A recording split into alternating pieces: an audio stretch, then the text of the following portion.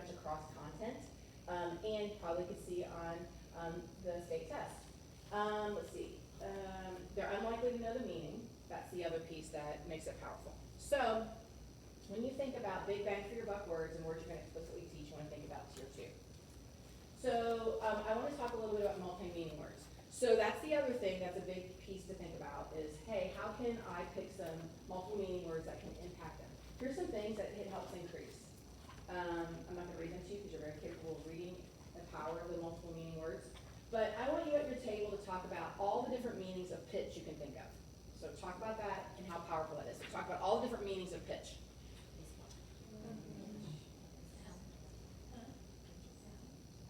Such an idea.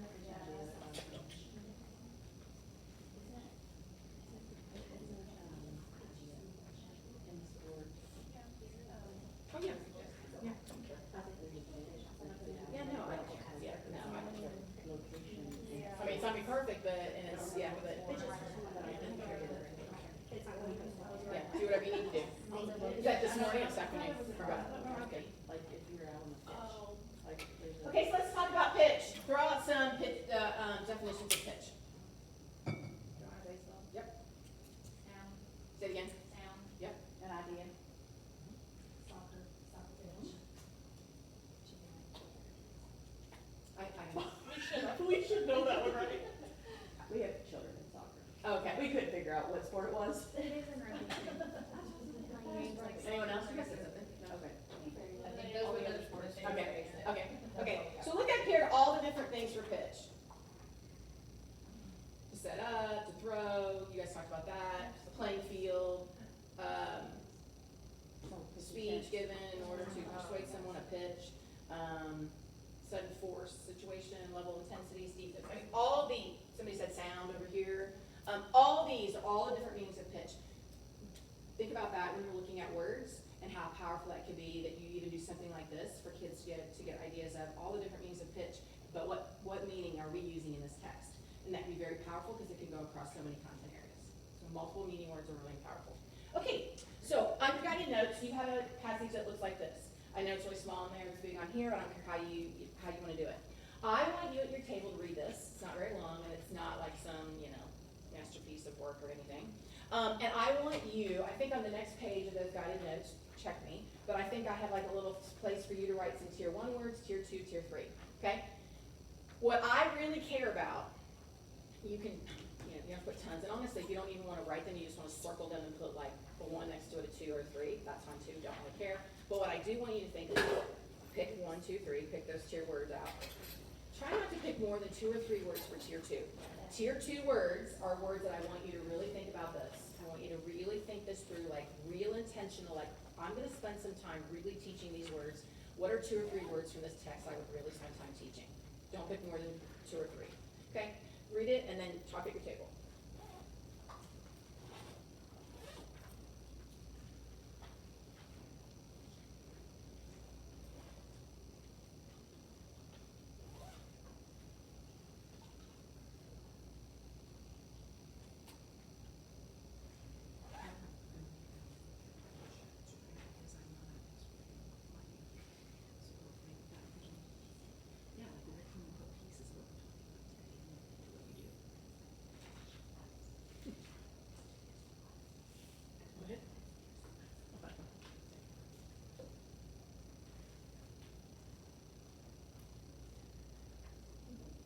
I have those linked too.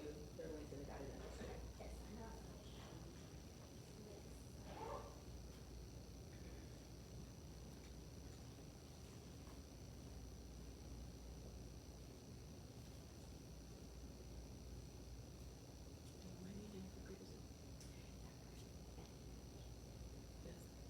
And then especially teachers.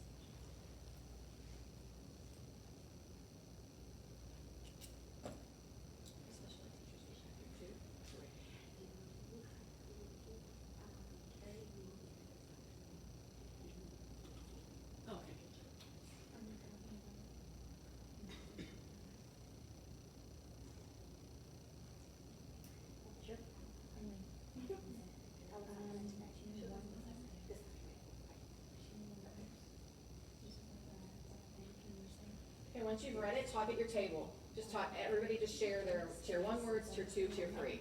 See if you agree, see if you don't agree, and then I'll have some conversation around this.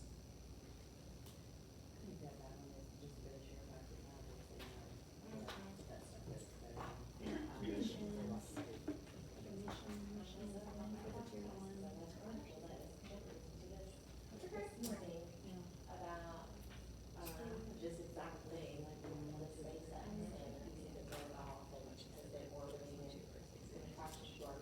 She was like. Was this on the news this morning? Yeah.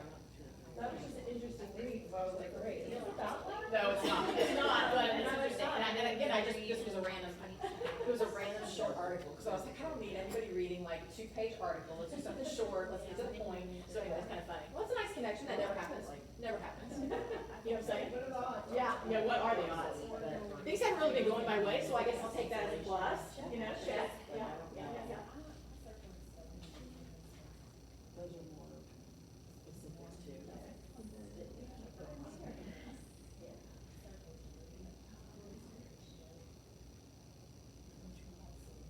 Just sound out too. I did agree to because I thought it was different. Yeah, different.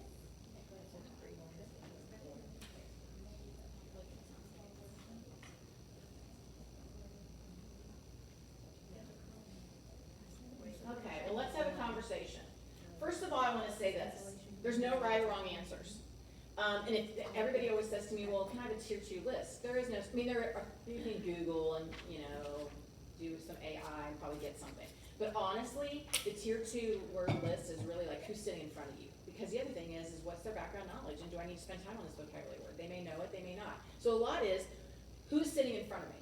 So when I did this, I didn't really have a class I was thinking about, so I was just thinking, okay, if I were gonna teach, if I were gonna teach, go in a classroom tomorrow, what would I be doing? And this is what I picked. You also may disagree with me just because you're thinking, well, our kids don't come with that background knowledge and that might be something that they really need. So let's throw out some ideas. Let's pick out some tier 1 words. Throw them out. Like what did you guys, okay? Tier 1 is words that they come already knowing. Most of the time you don't spend any time on it, like they come knowing those words. Okay? Flight, okay? Could be, depending on some background knowledge. Okay? Okay? Okay? So here's what I picked for some tier 1 words. Trash, human, circling, scientist. I felt like, okay, like they probably come in knowing these words.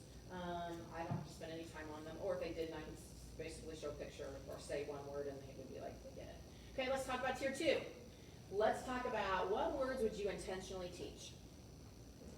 Yeah, I think that was my line. I'll show you in a minute. Obsolete. Ooh, I like it. I think I might have been mine. Okay. Okay. Okay. Oh, yeah, they may not know. And that's a huge word. If you don't know what if you don't know something that increases, and that's important. Okay. I chose degree, obsolete, and experts. Experts really, I kind of put it in there, and I was like, I don't know, but they might need. But I could maybe just talk about that in like 2 words, like here's an expert, and show a picture, or talk about it and move on, and I could just spend my time talking about these 2. You guys kind of agreed with me, so that's good. What about some tier 3 words that are very, very much science-y? Orbital. Okay. I think those are what I picked.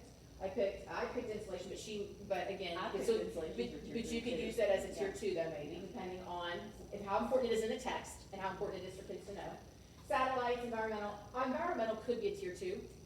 I mean, environmental could go across tiers, like you could be talking about environment in science, you could be maybe talking about the environment in ELA, depending on what the story's about. So it could go either way, and I think somebody mentioned that. And then orbital, I chose that as a tier 3. All right, so in thinking about that, I want you to think about my view. And I want you to think, the thing I want you to walk away with today is this. When I'm teaching from my view, what are 2 or 3 words that I can intentionally teach explicitly, which actually the next step after this is I'm going to show you some ways you can explicitly teach it. But here's how my view's set up. My view, you have 2 types of words, right? And correct me, okay, I'm not like, I was a classroom teacher for 20 years, but I have never sat and planned a my view lesson and instructed it. So I'm depending on you to say, Lynn, I don't know, what are about that, but I took her manual and I just read the manual and I just like, here we go. So tier two, they use the term academic. So that those words, this is what I gathered from your MyView, that they cover a whole entire unit. So you have some academic words that are throughout the whole unit. Then you have some tier three words that they're calling content words that end up being very much related to the story. You kind of front load those and provide background knowledge so that the kids can comprehend the text. And then there's a word study section, which we're gonna talk about later. Okay, so hold on to that because I'll talk about morphology, and that's where we can put some of this stuff you learn about morphology into this. But I want you to think about, is this true, and can I intentionally pick some of those academic words and spend more time on them and get bigger bang for my buck and build kids' vocabulary? So talk at your table. Really what you're gonna do is, how can you intentionally be intentional with teaching tier two words? They're calling the tier two, in my view, academic. Would you all agree with that? Okay. Are there some tier two words here in the content area that you might find that might be important? I'm asking, because I haven't taught it. Okay, so the other thing could be this. Could you have a couple academic vocab that you intentionally teach for the whole unit, and then could there be one or two words that you intentionally teach with each story?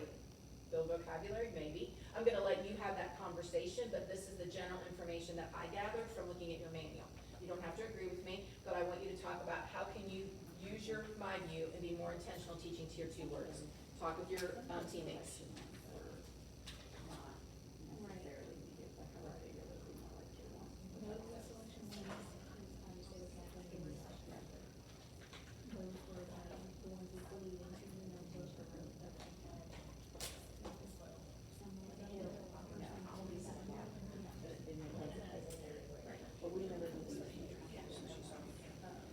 What's this pig drink right here that you're drinking?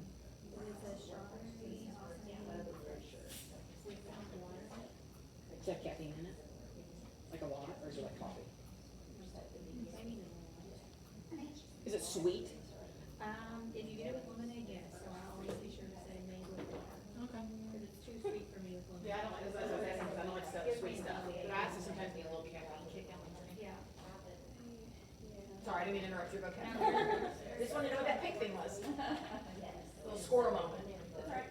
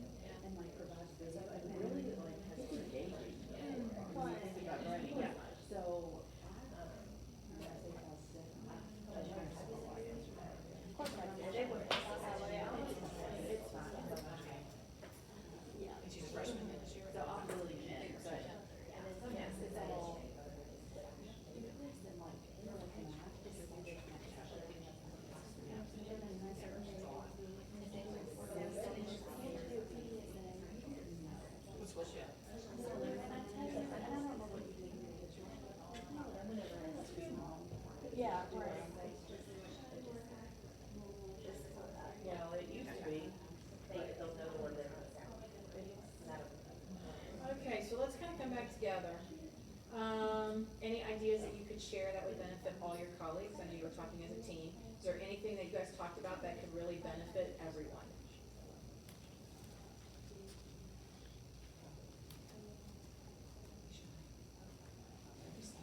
Okay, repeat what you just said. Is there Sorry, anything, sorry. I'm not gonna make you share, but is there anything that you guys talked about that could benefit these other teams? Because when you were talking as a team, is there anything that you guys talked about relating to tier 2 words and my view, being more intentional with vocabulary? Because didn't you tell me also that this was a weak area? Yes, Bigger it's schools. across the board, yeah. Okay, Scores but, are but usually- every school says that to me, like they'll call and they're like, we need vocabulary, how do we do vocabulary? I mean, every school, I don't know what that is about, but it's just, I think kids come in with less background knowledge. Well, with third grade, and listen, I have a brand new team, so, but she was doing long-term stuff, so she kinda knows exactly what we did. But like I mean, when we were just jumping into my view, you know, they gave us the, selection content words, and we literally just gave those to them. We tried to be more intentional towards the end, so they had like a, what do we call those? Where they had to like, Oh, yes, they had to use put the word and like and then. define it, put it in a sentence. Prayer model, which Yeah. I'm gonna talk about Thank today. you, Yes, I thank was you. trying to think of. Okay. What is that word Which I'm gonna called? talk about today, so that's good. Okay, so you're Right. using that. So we were using that towards the end, but they were on the selection content words, and honestly, I mean, I planned reading, I don't remember, I mean, I know they were in there, those academic words, I remember seeing them, but I don't remember, and I'm not one to like scour through and teach it word, so I just glanced over it. It would, and I was telling Jordan, it would make more sense to use those academic words and then pick and choose from the selection content words, cause some of those words were like, they already knew it, you know what I mean? There Right. was, it was a waste, but that we introduced them on Monday, they tested on the 5, you know, like a 5-question, multiple choice question on Friday for the selection content words. The other thing is this, I feel like there's also some of those content words, or what they're calling tier 3 words, I feel like you could just show and go. Like, you don't need to spend a lot of time. Definitely. So what I'm thinking about intentionally teaching, are what are 2 or 3 words that week you can really spend time on? Like, you want the kids to own it. So exposure is, they're reading it, they're talking about it, they're listening to it. Like, and you want them to own it because you want them to use it you want them to use it, know what it means on a state test, blah, blah, blah. So, just, yeah, maybe just think, yeah, like, sounds like you guys were using them. I'm just throwing out, can we be more intentional? But anyway. Well, we definitely need to be more intentional, cause I mean, like, we would touch on it, and then we go over it every day. But it wasn't, and then they were responsible for doing their prayer model, Yeah. and then we would check them. And I mean, it gave them, like, that also included, because one of our standards is dictionary. Yeah, and we're gonna talk about that, so. that's So good. we had to, you know, we incorporated some of that because they had to do it, but then towards the end of it, it was, did you get it finished? Let me check it off. You know what I mean? Yeah. There was no, Yeah, so we'll talk about that Yeah. too. Okay. Thanks for sharing. You guys wanna share anything? So with mine, when I introduce some of those vocabulary for the tier 2, I try to, in the small groups before we do the prayer models and talk about the definitions, I try to have them break the word apart Mm-hmm. or use things in it like prefix, suffix, the different roots, and once I've taught them that a little bit. But I try to have them talk as either partners or a table group about what they think the meaning is, and then, we kind of go around and just talk about why we thought that and what parts they use. And then after that, then we'll talk, okay, now with your partner, make us a sentence, think of some answers. And then they try to use it in a sentence, and then they give each other feedback on like, yeah, that was right, I think, or maybe that's not how you use that in a sentence. But. Good, because that's actually what I'm gonna talk about with the prayer model. I'm gonna talk about that. And I'm also gonna talk about morphology, and I'm gonna give you some ideas about that and some I was things, like- tools you can use. I so would like you to can- focus more so on you- morphology. So you can embed that in. Okay. Yeah. I was just gonna say, when we get to the morphology part, if anyone needs any information on morphology, I still have all of my, like, morphology, but I love morphology, it's my jam. Did you do OG training or I anything did, like that? yeah, yeah. They're good, they're really good at what Yeah. they do. And, so So like, I see still have, that, yeah, I secret. still have like all of my, like, manuals that have, like, passages for each, you know, Latin, you know, Greek. Good. Prefix, suffix that Good. you can use, I have cards, all that stuff. Okay, good, so you have a great resource here, because I'm I'm gonna touch on it today, so then I feel it'll be like good. with me, it's more of a, I know I need to do it. Yeah. I need somebody to help me structure Yeah. what my week looks like, when I plug it in, how often I do it. Because I have the resources, and obviously I have yours in addition, but like, I need to know how to intentionally Okay. place it schedule-wise, and what needs to happen each day, and then when should there be this, you know what I mean, like, So I'm gonna give you a 10-minute routine today, so Okay. 10 minutes every day. And you do something on Monday, day 1, day 2, day 3, day 4, Okay. day 5. I mean, I don't really put the assessment in, you do that, Yeah. whatever, however you wanna do it. Okay. And it doesn't have to be perfect, that came from, the routine I'm gonna show you came from, Tim Rosinski, Fluency Guru. oh, yeah. Okay, anyone else wanna share anything before we talk about explicit teaching? What can that look like? And it's not anything crazy. You're gonna be like, yeah, really? Okay, so explicit instruction is being really intentional teaching something. I'm gonna use this vocabulary routine. There are 4 steps. It's not anything crazy. You're gonna be like, really? These are 4 steps? This is all, this is really explicitly teaching it? Yeah, it's not anything crazy. Anita Archer is the guru of explicit instruction, and she has this vocabulary routine. And her quote that I love is, if students can't pronounce the word, then they won't store or use it. So it's, how important is that piece of it? Very important. Here's the routine. It's also noted in your guided notes. There are 4 steps to this routine. First step is easy, pronounce the word. You might even clap it out in syllables. Second, you provide a friendly definition. I mean friendly, like you just give the definition. Step 3, you provide some examples. They can be concrete examples, visual, verbal. I'm gonna give you examples of some visual and verbal. I'm gonna teach you a word today. So I'm gonna model this whole thing with you. I'm gonna show you a little video of Anita. She's old, like literally, this woman is still, old, I shouldn't say that. I feel like I'm really old after my summer, like I'm 56 and I feel like I'm about ready to die. But let me just say to you, this woman is like in her 80s and she's still going around speaking, and she is real like, ooh, like, she's like, all kinds of energy. So anyway, when you see this video and you're like, man, was that like in, 1970s? No, the video isn't, it's just that's how old she is. Step 4, you're doing one of these. So what's nice about step 4 is, I feel like we do step 1 through 3 all day long, but we don't really do step 4. And this is kind of where the rubber meets the road. And you don't have to do all these, but you can do one of them. So the first one is, you give them a choice about the word, like they say yes or no. The next one, you give them some examples and non-examples, and they say, yeah, that's an example, that's a non-example. They come up with some examples, and one might be just ask a very, a processing question for them. So basically, this is a scaffold, like these are the easier ones, and you get more complex as you go. You don't have to do all these. So I'll say that again. So in step 4, you just pick one of these. So I'm gonna model a word with you. I'm gonna teach you a word today, which let's pretend you don't know this word, okay? Okay, so the very first thing you do is you introduce the word and the pronunciation. This word is compulsory. What's this word? Compulsory. I want us to tap out the syllables in compulsory, noticing that I'm breaking it up for you. So let's they say tap, but we're gonna clap it out. You ready? Compulsory. What word is this? Also notice how many times I'm asking you to respond to me, which is considered exposures, okay? Now I want to present a student-friendly explanation of compulsory. When something is compulsory, it's required and you must do it. So if it's required and you must do it, it is what? Compulsory. What is it? Compulsory. Excellent. Okay, step 3, I'm going to give you some examples, some visual examples of compulsory. In Kentucky, you have to wear a seatbelt. That's a law. That's compulsory. And you have to stop at a red light. Anywhere, not just Kentucky, but it's compulsory you have to stop at a red light. Let me give you some verbal examples of compulsory. Stopping at a stop sign when driving is compulsory. Paying taxes is what? Compulsory. I probably should have had you respond to this one again. So stopping at a stop sign when driving is? Compulsory. All right. Now let's talk about these options, because you have 4 options. Option 1, I'm going to ask you to firm up some choices. So if something is compulsory, and is it required or not required? Required. And I'm giving this to you, but I probably wouldn't give that to the kids. Like if I were doing a slideshow, I wouldn't have that on there, but I'm showing it so you could verbally see how you can easily put this on slide deck. If something is compulsory, you can choose to do it, yes or no. Okay, it's required, so you have to do it. That's easy, so basically I'm just asking them yes or no questions, right? Firm it up. Okay, next one, I'm gonna go a little deeper. I'm gonna ask students to tell me if it's compulsory or not compulsory. Attending school in 8th grade, is it compulsory or not compulsory? Why is it compulsory? You have to do it. You have to do it. Going to college when you're 25 years years old. Compulsory or not compulsory? Why? You don't have to go to college, right?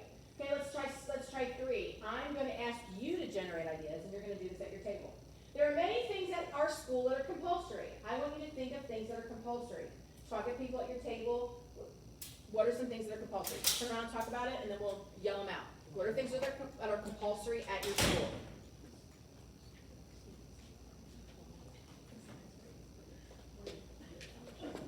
Okay, yell them out. What's the things that are compulsory at your school? You have to do. Walk in the hallway. Be in here on time. Walk in the hallway. Keep your hands to yourself. Is it funny? Do it. What? Say Oh, it. me? Say it. Oh, no. Okay. Using my view. Okay. It's not funny, I was just. Okay, okay. We're like, oh, I'm gonna learn something new about Cedar Grove. Okay. Anyone else? Things that are required or compulsory at your school? Okay. So then, the kids had to come up with some. Now let's go deeper. I'm gonna ask you a deep question. Many things become compulsory. Why do you think something becomes compulsory? Talk at your table. Why do you think something becomes compulsory?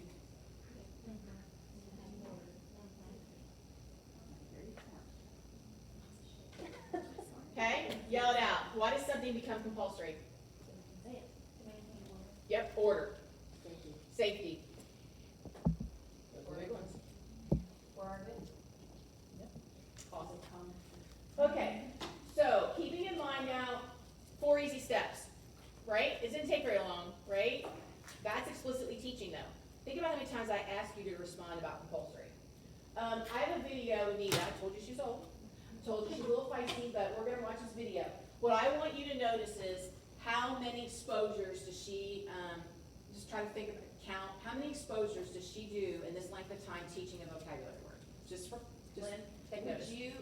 what you just went through your routine, would that be like your introductory day, like that first day? You did all Honestly, those steps? Yeah, honestly, I'd probably do 1, 2, 3, Okay. day 1. Because seriously, you say to them the word, they clap it out, they say, repeat the word a couple times, you give them the definition. How easy is that? You say the definition, what it is. Third one, you give some examples and non-examples. Or you can have them come up with some quick examples or non-examples. But probably more likely you need to give it to them because they don't know the word. Right. Then later on in the week, do step 4. Okay. Ask them a question, whatever. So you're only talking 5 or 10 minutes with those 2 or 3 words that you're gonna really focus on for the week. Not anything crazy, okay? Did you not laugh at my video? Cause she's something. Well seasoned, we like to say. Okay, well seasoned. I mean, I'm old, so I get that, but, we'll see here. Let's see if my video will work. Make it bigger. Oh, you don't even think about sound. Oh, wait a minute, let me start here and make sure my sound's up, because I guess it's my computer. Now, there are some words in this story Let's start it down a little bit. that I would really like us to learn because we could use them all of the time. And this word is, let's read it by parts. The first part think I have a is sword con. like What that. part, everyone? Con, and use the sound s. And the next part is sen. And the last part is trait. And say it really fast, everyone. Concentrate. One more time, everyone. Concentrate. One more time. Concentrate. Now you remember in the story that some of the animals couldn't, what, everyone? Concentrate when the wolf was reading. Now, the word concentrate means that you are able to really think about something. You're able to put all of your attention on it. So when I really think about something and put all of my attention on it, I concentrate. What do, everyone? I concentrate. For example, if you were doing your math and you did one problem and then the next problem, and never looked up when someone came in the room, we would say that she knows how to, what, everyone? Concentrate. If you came to the library and sat down and you took out a book and you just read and read, even though he came over and she walked around you, we'd say, boy, you are able to put your thinking on it, you're able to put your attention on it. She knows how to, what, everyone? Concentrate. Get ready to tell me if this person in the pretend story knows how to concentrate. So, you are reading in class, and you just read, and you turn the page, and you read some more, and you read some more, and you read some more, and you just keep reading. Does she know how to concentrate? Yes or no, everyone? Yes, okay? And this is pretend, because it would never happen. So you start reading a page, and then you look up at the clock, and then you look down, and then you talk over with your friends, and you look back at the book. Does she know how to concentrate? Yes or no? She really does. That was just a pretend story. So once again, what is our word, everyone? Concentrate. Well, let's look at our next word. And Okay. the first part, everyone, So- is I'm not gonna, she's gonna do the next word. So she did step 1, 2, 3. She didn't do step 4, but how quickly that was, and how, did anybody do a tally of how many times? that I'm she- like 13, but I think I missed, she Okay. stole my attention, I forgot to tell her. Okay, so basically she did, think about all the exposures she did by just having them plural respond. I mean, that's considered exposures. They're speaking it, they're saying it, they're responding. So those are all considered exposures to help kids remember vocabulary words and the meaning behind it. So it's very quick. And again, my suggestion would be 1, 2, 3, just like she did. And then sometime during the week, you do pick that, one of those things from step 4, and you spend some time on step 4. And you could do like 2 vocabulary or 3 vocabulary words on a Monday. Like you could do step 1 through 3, 3 vocabulary words, and then later in the week, you could add the step 4 for those words. Choose new words every day. Oh, I would think about honestly, I mean, you can, I just think you guys have enough in there that you spend a whole week on a story, right? I mean, and I think you pick 2 or 3 words for the week. I mean, and I still think that you, in case Leslie can teach it, I think. Now, I think that depends on who's sitting in front of you, I think it depends on their background knowledge, and I think you could talk about that as a team. Like, how many words can we really realistically do? And be explicitly teaching it. So I think that's good conversation to have. Let me see what my next thing is on here, and let me see if I was gonna have you talk about that, or I'm gonna do it a little later. Oh, let me talk about this, and then I'll let you talk at your table about how can you use this routine that I just showed you from Nita Archer. So the other thing you can use, and you guys already mentioned it, so I'm not gonna spend a lot of time on this, is the Frayer model. But what I wanna say is this, the Frayer model tends to end up becoming a worksheet. In other words, here, do this, take it home for homework, oh, do it with your partner, like, it becomes this like busy work. And this tool can be so powerful, and there's a lot of research around it, but the things that I wanna throw out today are this. The power in this is discussion. So if you make kids do this, then the power is, can they be with a partner? Can they be with a team? Can they be with a table team? Discussing this, the discussion part and talking about this is where you're gonna have kids remember. The other thing is this, we always think kids have to fill out it all by themselves. Whatever happened to you giving them,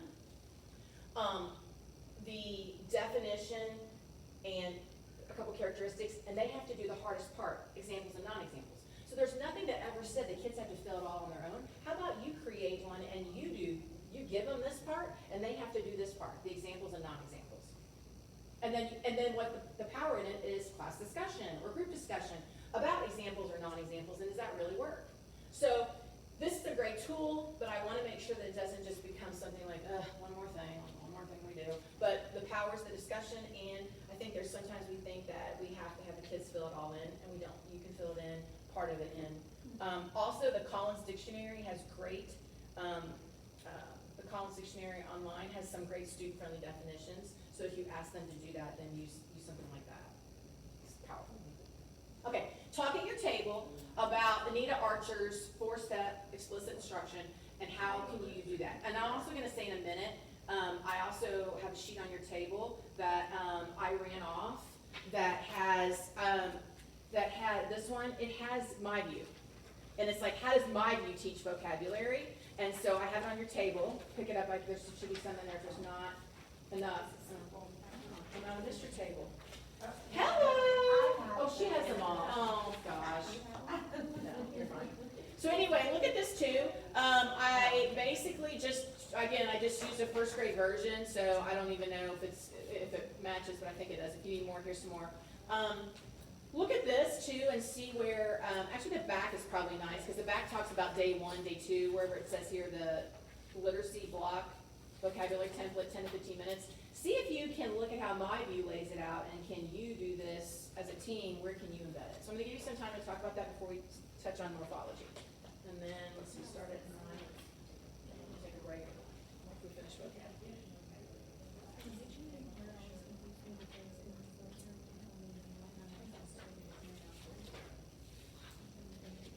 I literally gave them not that I gave them to go in and they could actually go and do it. Oh, So that's why I started doing it like that, because I'm like, this is how we do it, do the first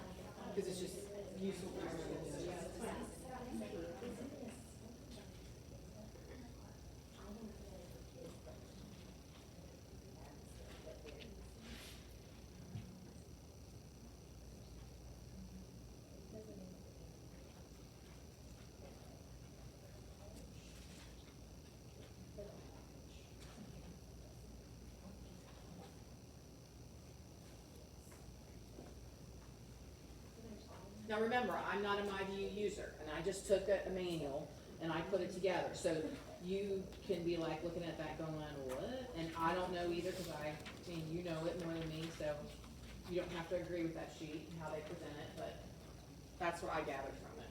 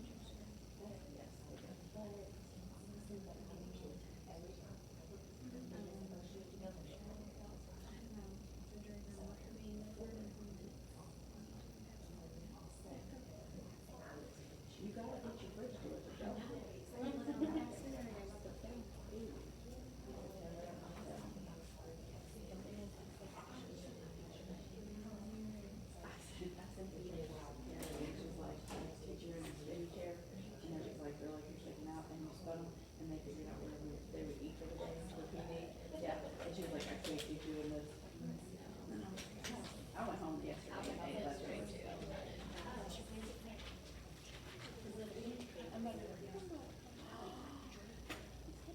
I swear I love these pictures. That one. No.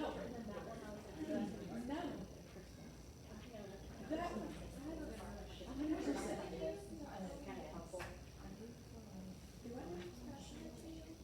This? Yes, text it to me, yes. Yeah. Okay, there's. That's what I did too. You're like the fourth person that's done it. I did it, Matthew did it, Casey did it. You did it, it's fine. And I'm not gonna put it together, well, I'm not gonna do it, I'm gonna let Jen do it. I have an intern, she's gonna put two books together. I'm gonna do both. Okay, well, let's kinda come back together. And then. How can you use Anita Archer with MyView? How could you use Anita Archer, that routine with MyView? Remember, Anita Archer's routine is just your 2 words. So it's not every word. You would never take every word. You would think about those 2 to 3 words, whether it's per week, or I'm gonna say per week, because you guys use the same text. How can you use that routine? How can you fit it in with what you're already doing? Or fit it in with how MyView's laid out? I have a question about that. And like last year, or just, if we would introduce new vocabulary, I would not tell them the definition right away. We would just kind of talk and just like, I think you guys have heard this word. I'm gonna be honest, Words so or maybe whatever. honest. Yeah. So really, it's better to give the kids a definition, because when you talk about all the different definitions, kids get the wrong definition, and some of them remember the wrong one. So it's always better that you present the friendly definition, and you just keep reinforcing it. Yep. And it does take time, and we have great conversations, but I'd rather you spend time on examples, non-examples, using that Frayer model, doing that step 4. I'd rather you give them an open-ended question around it, and they have to talk about it. I'd rather that you have that deeper conversation around the word than the definition thing, because there's some research, and Anita Archer talks about it a lot, is that kids, particularly your struggles, will remember the wrong definition, because they can't keep track of all the definitions you're talking about. They can't remember then which one it is. So, that's something to think about, is like your step 4 might be where you spend your time doing the discussion. yeah. Great question. What else? Or how else do you think you could use this? Will you use it? You're not gonna hurt my feelings if you say, Lynn, I'm not using that. Will you think of, as a team, are you thinking about using it, or thinking about how to use it, or do you need more process time to think, we need to talk about this more as a team?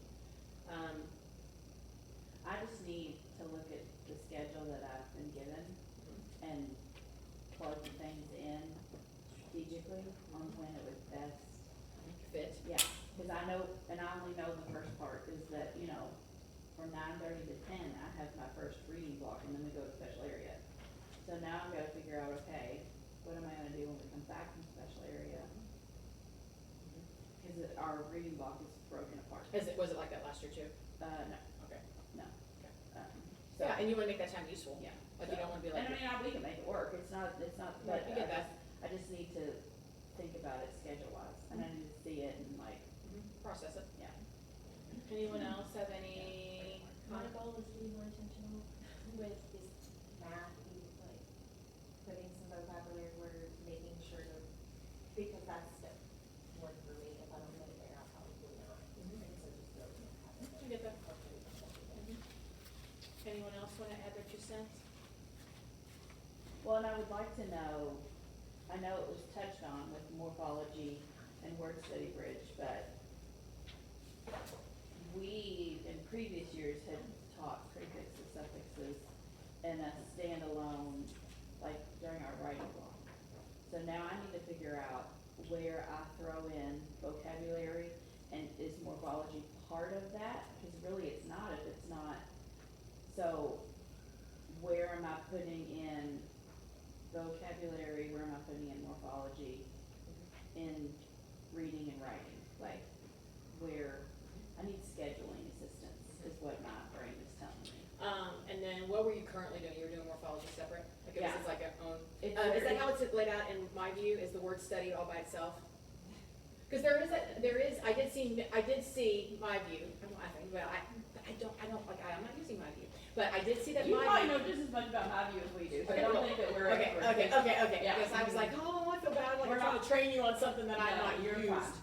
Okay, so my view looks like, when I was looking at it, there's like there's a study, word study. We do never use Portion, that. okay, so you kind of do your version of it. Right. So there's just not enough time where it has it in, you get like an hour per reading. So you do kind of have to build in your own time to do parts of the word study, or we can't get through the text. I get it, So, I get it, I okay, never once did the word study, not one time. okay. In my- But it sounds like you're already doing We did, morphology yes. as its own thing, so I feel like that, because when I looked at my view, that's what it is. Yeah. The word study portion is, spelling, like when you like some of the phonics rules, like doubling S, blah, blah, blah, and morphology. And if I were probably 3 through 5, I'd be talking about the morphology piece, because I do think that's gonna give you bang for your buck. so that's what I do in mine, at least like on Mondays, I introduce our spelling list, and they have a very small thing that goes with our reading that they do with their spelling words, and it's not, I always tell them, like, I'm not so worried about how you spell the word, but that you know how the word is put together, and the roots, the prefixes, it helps them with their vocab from the spelling words. I honestly like the spelling word list a lot, because they usually teach word meanings. So I try to do the word study as I teach the spelling words for the week. And then I have them do that, on Savos, it has that, have you done the game that has, there's a game on there, a digital game, and I have them do it every Monday, once I introduce the word study. So it's really short. I don't know if you can build that in, and it's kinda like if they have free time, you Yeah. could assign it, and they can do it later in the week too. But it's a good, Thank you for sharing. It's one of our standards, so like, we've Yeah. always just taught it within our language standards, our language. That's okay, you can standards. still do that. So that's what we do. So you might still end up, when I show you this routine, you still might do that, but I'm gonna show you a routine that's 10 minutes a day. Yeah, and I would prefer that, because there's so much that we don't even get to hit on Yeah. all of it. I get So, that. Okay, let's talk about morphology then, and then we'll take a break. Okay, so morphology, I want you at your table to talk about how can morphology impact reading? So just talk at your table, like, what do you think morphology, well, let me tell you what morphology is, but I'm gonna explain it in your anyway. It's prefix, suffix, and roots. So how do prefix, suffix, and roots impact reading? So talk at your table, and then I'll give you some,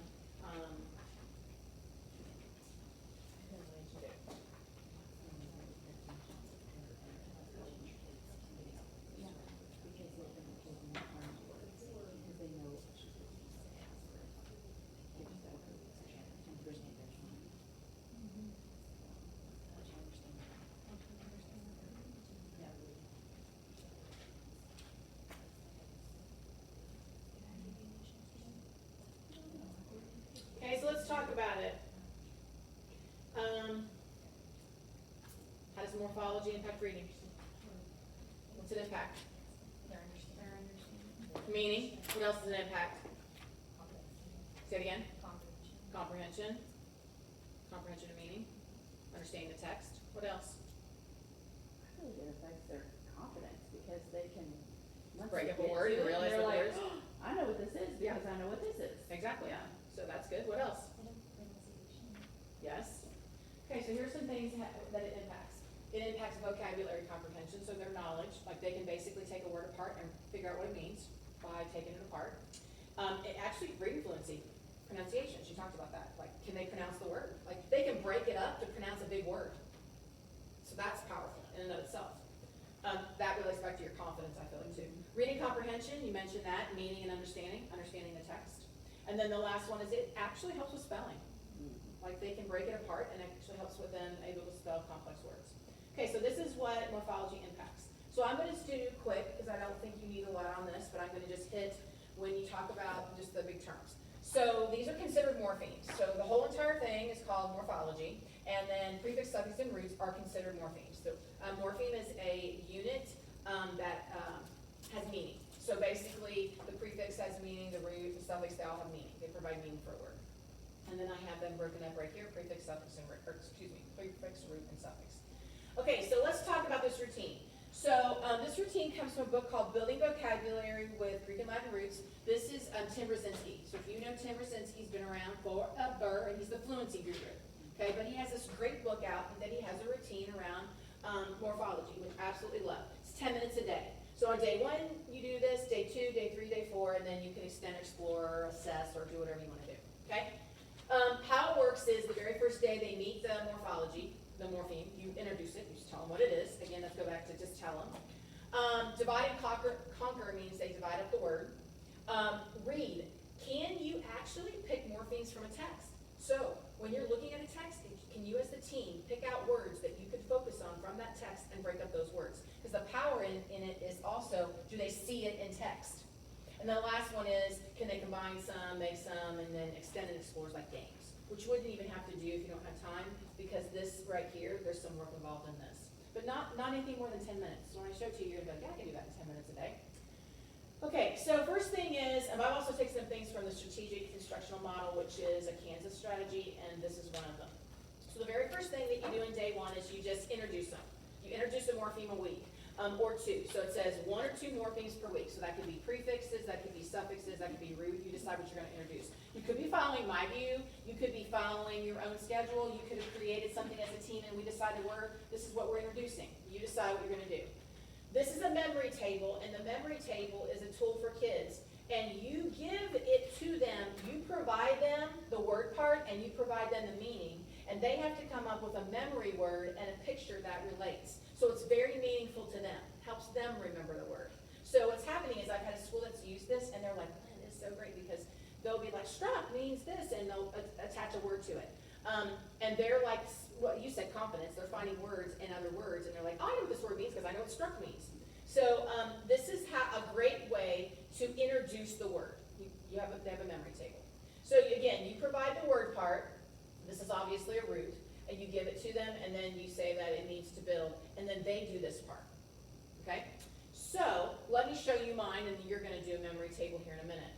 So word part, I'm giving the students a struct. I told them the definition was to build. My memory word was, I'm a former teacher of 20 years, so obviously I would pick instruct. And then I have a picture that incorporates what that looks like. What does instruct mean? Okay, they would draw it. If they get too bogged down with drawing, let them then attach something from Google. And like I can't draw, and so I put the teacher obviously, well actually in some field trip instructing. So building knowledge, because basically what does instructing mean? Build knowledge. So this is a tool for kids to remember when you teach the morphemes. Okay, so it's just a great tool. So on your sheet, you have a memory table. And I also have provided you a list. I call this, you also want to think about providing kids a list. So also pull out this list that looks like this. Also, you have a list of prefixes, suffixes, and roots. If you don't have it, let me know, because I might have missed your table. I want you, and by the way, this memory table you can use for any prefix, suffix, or root. So depending on what morpheme you're teaching that week, or 2 you're going to teach, you can use it for anything. I want you to find something on here. Prefix, suffix, root, I don't care which one you pick, from this list. I also suggest you give kids a list. you decide as a team, or you decide as a school, 3 through 5, what list do you wanna use? I'm gonna give you some resources at the end of this, it's attached to your, guided notes of like, lists for people. Anita Archer has a great list, that lady who was talking. This came from the strategic model, there's a couple other ones in there that are powerful. I like, Anita Archer has the percentage they're using the English language, so you know which ones to really teach. So that's interesting. So there's some great resources in there that I put in there for you, so make sure to use that. And that'd be a great PLC conversation, like, hey, are we gonna use the same list as a school? Are we gonna use the same list at each grade level? A different grade, I mean, you're gonna use something, and then the 4th grade's gonna use something more complex, and 5th grade's gonna be, you know, up the game. Anyway, so I've given you a list. Here's one list you could use. This is also in the folder. Pick a prefix, suffix, or root and fill in your chart. Fill in your memory table, and then I'll give you a minute to share out or share at your table. So go ahead and pick anything. And you write the meaning down. You come up with a memory word. The memory word's meaningful to you. It's how you're gonna remember that struck means build. And you pick anyone from the list and fill it in. Draw a picture. If you don't wanna draw a picture, then at least put what you would draw. Did you get one of these lists? Okay.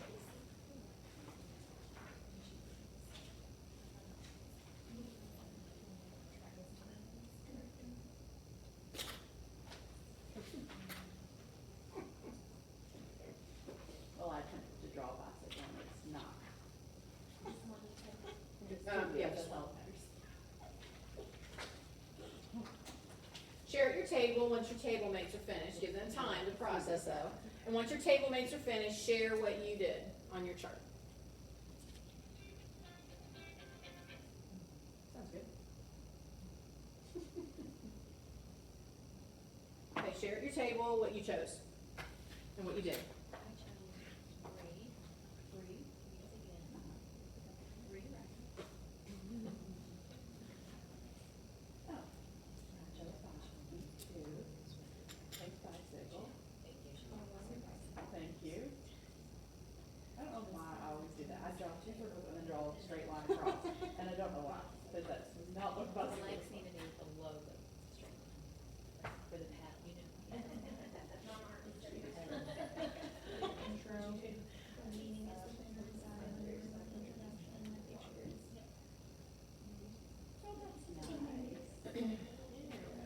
So, this is not how it's sorry. With my, you will have business training. Yeah. I need to look at it, because I have no. Okay, would one person be willing to share, or a couple people, what they did, what morphine they chose? Anybody willing to share? It's read, Read, and then it means again, and rewrite. and then you have a picture of it. Okay, anyone else willing to share? Tract. Okay. Means to pull, draw, or drag. Yep. And I chose the word extract, I just drew the ground, an arrow. Yeah, good. Anyone else willing to share? Mine's basic, but something's under submarine was my memory word. And then yours was submarine. Okay, awesome. Okay, so let's go back to this. 10 minutes. Okay, think about 10 minutes a day. Every step is 10 minutes. So here's step 1. You're going to introduce them to the kids because you're going to give them this information and they're going to do that part. That's not going to take them that long, right? Even if you do 2 more things a week. And you're going to have, like, the display is they have it in front of them. Okay? Then still part of day 1. Oh, let me show you one. I did mal prefix, bad or evil. I did malformed, and then I did this fish that was not formed, like here, you know, it was badly formed. So that was mine. Okay, so the last part of day 3, or excuse me, the last part, the 3rd step, or the last part of day 1, is that kids create 5 to 10 words that have that in it, that word in it, that morphine in it. So in this case, struct. So at your table, you can fill it in if you want, or you can just talk. What are some words that have struct in it that the kids could build? Now, let me also see this. This is a really hard part for kids. Okay? So the other thing that I've seen teachers do is that we will put specific prefixes or suffixes that they've taught kids already, like on board, and then the kids can look at those prefixes, suffixes, and see if they can take something from over here and build words. Like maybe you already taught common, maybe you already taught D, and the kids can be like deconstruct or construct, or like they can actually take some suffixes and prefixes from over here and start to build words. So keep that in in mind that this is a difficult step, but you can provide scaffold for kids. Okay, talk at your table, come up with some words of struct. This is all day one.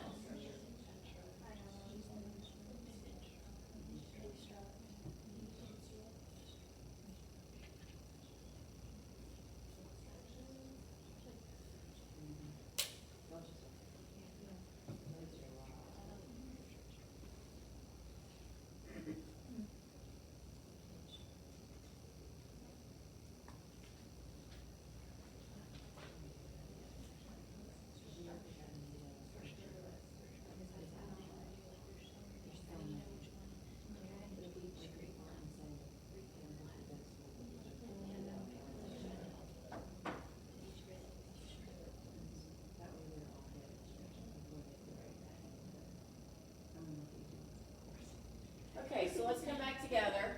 You can use a couple tools for this. Like you could use something like this. Like in this book, he uses this like spoke thing. You could just have the kids list them, or you could just be sharing them out, and they're sharing them out, and you're writing them, like you know, whatever. There's also, UFly has this nice little tree that you can, that helps kids see that this is the root when you're focusing on roots, and then these are the words they can create. So let's share out some, and then I'll show you some that I have. So, yell them out. Structure. Instruct. Obstruct. Instruct. Destruction. Anything else? I was like, that's all we got. Okay. Okay, so here's mine. Deconstruct, instruct, instructing, instruct, instructor, construction. I'm on this fixation with struct, just so I can get past it. Instructor, destruction, destructive, construction, so on. Okay? Again, I'm going to say this because like, I also have a special background. So strugglers sometimes need prefixes or roots here so that they can build the words. Okay? Just know that that needs to be a scaffold for kids if you're asking them to do that. If you have a class that has some strugglers in it. Okay, that's all step one. Day one, 10 minutes, not anything crazy. The memory table's not going to take you very long. And then how hard is it for them to actually build words? They're going to be able to build the words, or they're not going to build the words. Like they're only going to know so many. You said to me, you said, we're done. Like you could only, you know what I'm saying? Anymore, and you said, right? Like that's all we got. Well, the kids are going to be the same way. Oh, They're going to be like, we don't know anymore. So anyway, and then you can share some of them that you came up with, or if you want to add some, like I showed you a model for you. Okay, so that's day one. Now we're on day two. Day two, you're going to have the kids break some words apart. Okay, you have to model this before you give this tool to them and say go to it at your table or with a partner. So I'm going to model for you. So day two is divide and conquer, which is basically just going to divide it up. And how this works, this is a word map strategy from SIM. All it is just a great organizer for the kids to, you write the word here, the kids break it up, they determine what each part means, which is why this list is so important that you give kids. Because if you're going to ask kids to do this, they're not going to remember everything you taught them. Like they're not going to remember, like what if they were like in or something, they're like, I don't remember what that is. They have to look it up. One, that's just a great resource, and then also makes them have to think about, oh, what is that, and the meaning behind it. So this is why you do need this tool, because you do want them to be able to look it up. They have to tell what it means, and then they need to do a prediction. Like they need to predict what it means. Like just from this, can I predict what it means? They write it, and then you talk through as a class the real definition. Like how close are we? And you talk through the real definition and give it to them through discussion. It also could be, you also could use not only discussion, but I did have at one point here, you could have them go back to the text. If you're looking at a text, you could be like, okay, now let's go back to the text and what does it really mean? So let me model for you instruct. By the way, what does it actually mean? There is this little thing here that says map. I'm going to map out the word. Maps. A map is map the word parts. That means right here you're mapping out the word parts. You're going to attack the meaning. Right here you're going to look at the meaning, predict what the meaning is, and finally, are you right? So this is like the little mnemonic that we use to fill in this chart. Okay? So let's look at instruct. So instruct is in, instruct, there's no suffix. In means in, instruct means we already know, build, because I taught you that on Monday. So obviously my meaning from just using this is build in, and what does it actually mean? Like to teach or build in knowledge.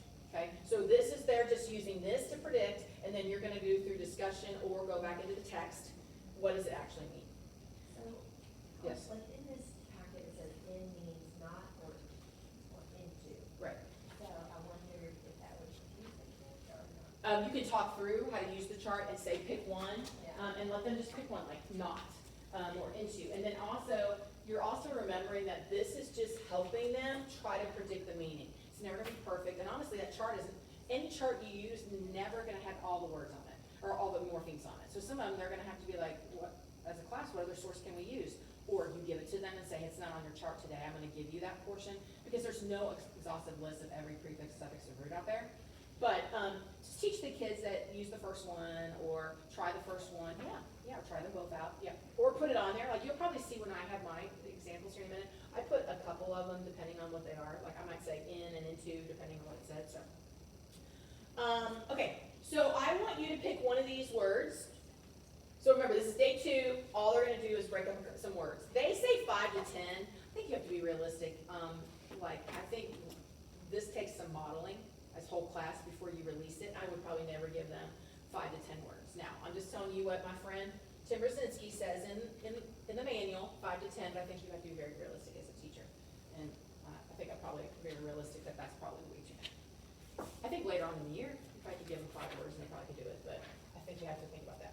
Pick one of these words. I'm also gonna tell you that infrastructure, part of that's not on the chart, so if you'd like to dare, push yourself to the limit, go for it. Pick one of these words and fill in your chart. Fill in your map it chart. Use the tool that I've given you and put the word up here and break it up and see if you can fill this in. Again, keep in mind that you need to model for kids before you release them to do this in partnership or in group.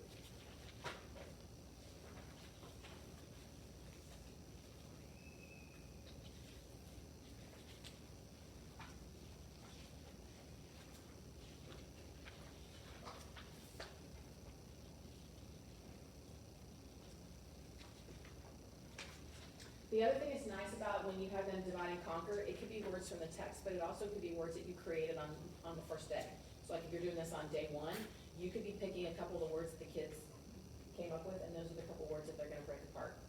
It could also just be that you're gonna break apart the words that you found in the text.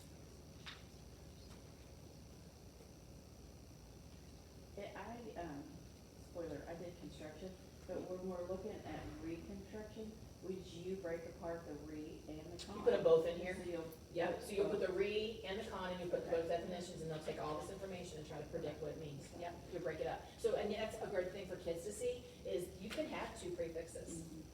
You might even, sometimes kids mix up the, even the prefix sometimes in the, root, because sometimes they're, it's tight. Like, there's a couple times I had to look up and be like, is that a prefix or is that a root? I had to look it up using like a chart or a resource, so. Okay, so, let me see, you guys are doing good. You guys need more time? I'll give you a little bit more time. So you can do your prediction and then I'll share with you my answers.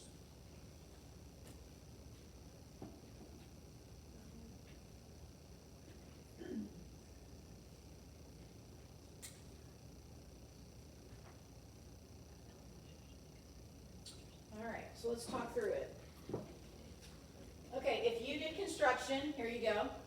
Construction, together, build, act, or result. I put it all down, so like it was all those things in there. I put act, result, state of, and then I chose one of them. So I said active building together, so I just took all this and predicted it. And then what does it really mean, act or process of building something? Okay. I did, anybody do reconstruction? Okay, that was her question. Re and con go together, again together, struct, build. Shun is act or result of, so I was focused on act. Active building, a building together, again, the act of building something together again. And then what is it? Building something after it was destroyed. Reconstruction. Okay? Of, instruct, in the way, build an object in the way. Something that blocks something, it's in the way of something. And then deconstruct, again, 2 prefixes, de and con, so down together, build, take something down, break something down. Just using this, really just have kids take this and then predict from it, and then you give them the definition. It's not that far off, you all. They could figure out enough what this word means by just breaking these words apart. And then infrastructure is kind of tough in that there was no infra in the list. Beneath, build, state, or active building beneath, so it's underlying foundation or basic framework. Okay? Questions about day 2? Okay, I'm gonna go through the last 2 days because it's pretty quick, and then I'm gonna give you guys a break. So, day 3, what text can you use? I would not be reinventing the wheel and trying to come up with a text where they can read these words that we've been working on with that root. In this case, the root is struct. Can you use your HQIR? Can you use the story from that week, and can you pick 2 or 3 words that have a specific root or in it, or a specific prefix or suffix, and can you teach that this week and then use that text to go back in and point out those, talk about those words and point out those words? I would not be creating a text. Part of it is reading it in text. Can you use your HQIR? That's my question to you, and can you think about that as a team? Day 4 is, can you then combine, you give kids a list of prefixes and you give them some, you give them the root with some suffixes on it, and they build words. You could have them build a chart. You could have them also just do something so easy as you have all the prefixes one color and all the roots roots a different color, and then prefixes. I don't like how these are saying blue. I would do prefixes different color, suffixes different color, and then I'd probably you could do roots one color if you wanted, but I didn't like change that up a little bit. And can they build words? On day 4, are they mixing and matching, building words? What words can they build together with prefixes, suffixes, and roots that they already know, or you give them that list? And then the very end, I didn't put assessment in here. You guys can decide how you'd like to assess kids on those things. But then there's also lots of ideas that you can use to help kids expand it or explore. You can play bingo. I think this is what I like, is a graffiti wall, where every time kids come across these prefixes, suffixes, and roots I taught them, they go up and put words on the board. So did they find a word in their reading? Did they find a word in their text this week? And they go up and they write them. So I really do like this, because they're actually, will probably be, engaged enough to think, oh, we've learned this. I found, struct. You can play some great role and create words from it, word sorts. There's tons of different activities you can do to reinforce what you've been working on. And there's lots of things you can do with that, and be as creative as you want. So, there's a participant folder linked, and in this participant folder, while I'm here, is this a touch screen? Yes. Okay. Maybe not. Oh, probably because I'm not on there. Never mind, I'll show you this. I'll show it this way. In here, I have lists of prefix, suffix, and roots. I have a school-wide morphology plan that you might look at. Might be helpful in planning. I have some root word games. I have the copies of the memory table and the word mapping, and then I have a copy of the routine. So that's the resources that are in there. This has not tons, but it has a decent amount in here of lists that you guys might decide, and who's using what list and when. Okay? Let's do this. Let's take a break, and then when you come back, I'm going to have you discuss how can you use the routine and how can you use this morphology with your HQIR. Okay? So let's take a break. Say it's 10:30. Let's come back at 10:40. 10-minute break, and then when you come back, we'll do a discussion at your table on how to use what we learned for vocabulary, and then we'll move on. See you back at 10:40.